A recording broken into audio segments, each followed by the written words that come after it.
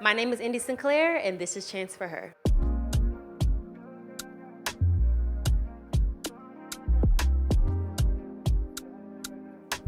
Good morning, good afternoon, good evening. My name is Indi Sinclair, and this is Chance for Her. No matter who you are, where you are, or why you came, I am just so happy that you are here. My mom and I have been having this conversation ever since I can remember, and I think it's still applicable to my life today as I continue to grow and matriculate in this thing called life. The conversation is really rooted and based in this idea that you have to stop expecting you out of other people. Sometimes what happens as we experience different seasons and phases and go through life is that we become very self-aware with correcting our wrongs, righting our wrongs, making sure that we're not backtracking in any way, shape, or form. And sometimes that self-awareness we have a tendency in projecting onto other people.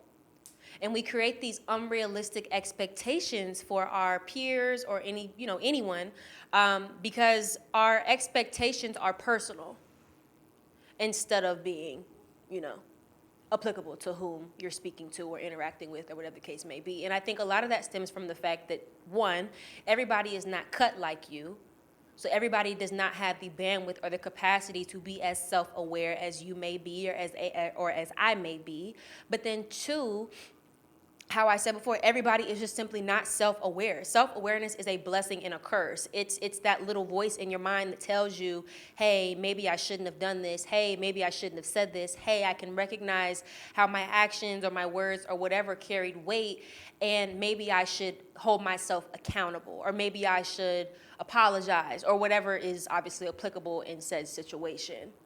But what we can't do is project our discipline, project our personal growth, project what our mothers have told us, what our therapists have told us, what our friends have told us onto other people. It just doesn't work that way.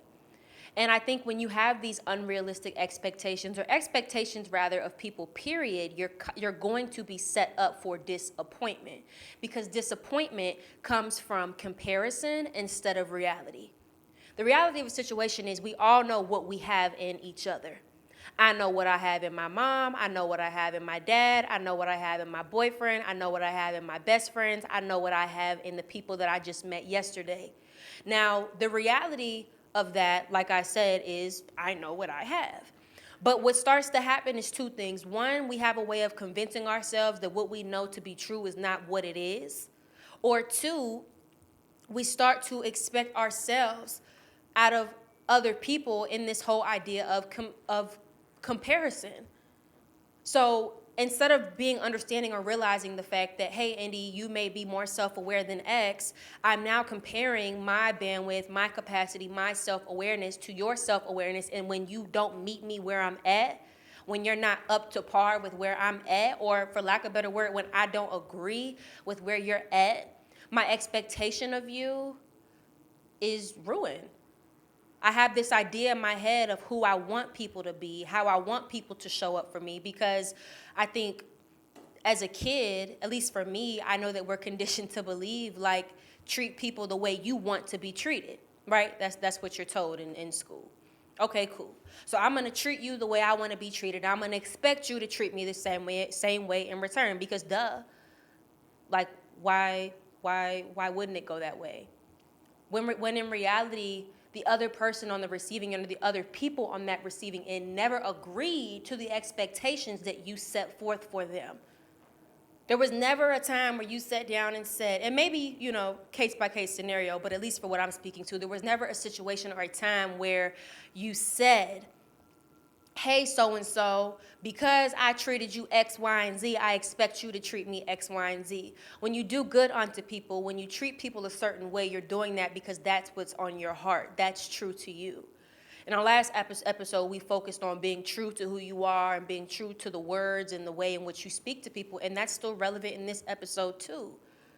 The moment you start expecting this false reality out of someone, you are setting yourself up to be disappointed, because self-awareness is not the same as your self-awareness. You may not even feel like you're a problem. You may not even feel like you've done anything wrong, right? Because I'm not you and you're not me. And I think in situations like that, we have to be understanding to the fact that people are able to love you. People are able to care about you. People are able to be in your circle, to walk with you, to run with you. People are able to be people and still not show up the way you need them to. And still not be what you need them to be. One of the biggest, I think, like, places where I'm finding that in my life, friendships or whatever, but really family. And this whole idea that I think, I think family is a very integral part of life. I think it's important that you remember who you are, where you came from, and the people that helped you get to where you are. But I also am believing to the fact that family is what you make of it. And once you reach a certain age and become an adult, you have the bandwidth and the capacity to set boundaries. And boundaries don't equate to punishment. Putting a boundary on a relationship, putting a boundary on a situation does not mean I don't like you. It does not mean I don't love you. It does not mean I don't care about you. But what it does mean is that the way in which you're choosing to show up for me, because it doesn't work for me, now I have to put a boundary in place so that I change my expectations. That's really all it is. A boundary is a shift in expectations. I no longer expect X out of you because I've chosen to love you from a distance. I've chosen to love you from over there. So when you fail to show up in the way that in one point in time I used to wish you would show up, I'm not impacted. I'm not affected. Because I think we also have to pay attention to patterns too. People going to keep showing you who they are. It's up to you when you're going to decide to believe them. People are going to show you time and time and time again. And I think we as empaths do get in our head and say, well, maybe he didn't mean it. Maybe she didn't mean it. Maybe it was a mistake. And maybe it was that one time. But when patterns start to repeat themselves, we have to view it for what it is at face value. That's just who that person is. And that's a hard pill to swallow. Because the other side of your brain is trying to convince you that maybe I can fix you. Maybe I can heal you. Maybe I can mold you, turn you, switch you into somebody that I want you to be, because the potential is there. The potential for the friendship is there. The potential for the relationship is there. We get along in all the same ways. We have the same views. We love the same things. But for some reason, when I go this way, you go this way. And that, again, goes back to further episodes where we talk about misalignment. Sometimes y'all are just not aligned. Or sometimes as we continue to grow and move through life, we're faced with the ultimate realization that not everybody is meant to go with you. Not everybody is meant to go with you. It's lonely at the top. And that doesn't mean that you don't have friends, you don't have family, you don't have a circle, you don't have a village that moves with you to the top. But you have to be very careful of who you choose to bring with you, because not everybody is meant to go. They're just not. Not everybody sees the vision in the way in which you see the vision. Not everybody feels the way about life as you do. Not everybody is meant to go. I will say it again. People are in your life for a reason, a season, or a lifetime. And not everybody is a lifetime type of person. So you have to stop making people out to be something that they were never meant to be in life.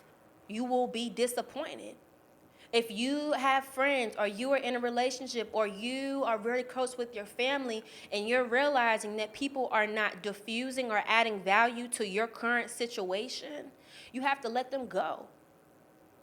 You have to let them go. Because the only thing that they're doing is stripping you and draining you of who you truly are. Again, we talk about it all the time. You have to be true to who you are. You have to walk in your truth every single day, even if it don't make sense to the next person. It's not supposed to. It's not supposed to. So all those things under the umbrella of stop expecting yourself out of or having to stop expecting yourself out of other people, I think is the biggest message of this episode. And it's a lot easier said than done. I think for me, some of the things that I started doing, I think initially to kind of help myself get there, was to stop trying to diffuse fires or throw water on fires that I haven't created or that I didn't create. A lot of people are at war with themselves. That's why they can't be what you need them to be, because they're still trying to figure out who they are. They're trying to figure out their truth, their place, their, I don't want to say purpose, I don't believe in that, but who they are. And when you're dealing with people who are not secure enough or who don't know who they are or who simply don't align with who you are, like I said, you will be disappointed.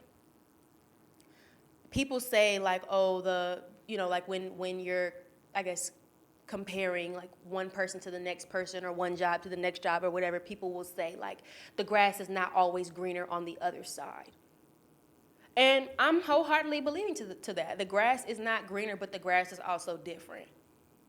The grass may not literally be better over there. What you have going on may not be better over there. What I have going on may not be better over here, but it's different. And we have to be okay with things and people being different, with misalignment happening, and us understanding that that's literally the universe's way of telling us this is not meant to be. And unfortunately, if you're like myself and you're hard-headed, you're going to keep trying to force those friendships. You're going to keep trying to force those relationships. You're going to keep trying to force yourself, your self-awareness, all of your discipline, all of your therapy work, all of just that you've learned onto the next person. And it will never work because they're not meant to be you and you're not meant to be them. So if that's you and you find yourself in this season or in this space where, yes, you're going through life and inevitably, friendships, relationships, things are changing and shifting, let them shift. Lean into the shift. Because the longer you try to fight the shift, the longer you try to paint something out to simply be what it's never meant to be, you will be in that same place, one, and two, you will just always be disappointed. And life is too short to be disappointed. Life is too short to be unhappy. Life is too short to settle. Life is too short to just not be fulfilled. I think that's the root of success, is fulfillment. So as long as you're ordering your steps to be and reach that ultimate fulfillment, all will be well. But my name is Indi Sinclair. This was Chance for Her. And if nobody has told you today, I'm going to tell you that the light that you seek in this world has always and will always be within you. It's just up to you to find it.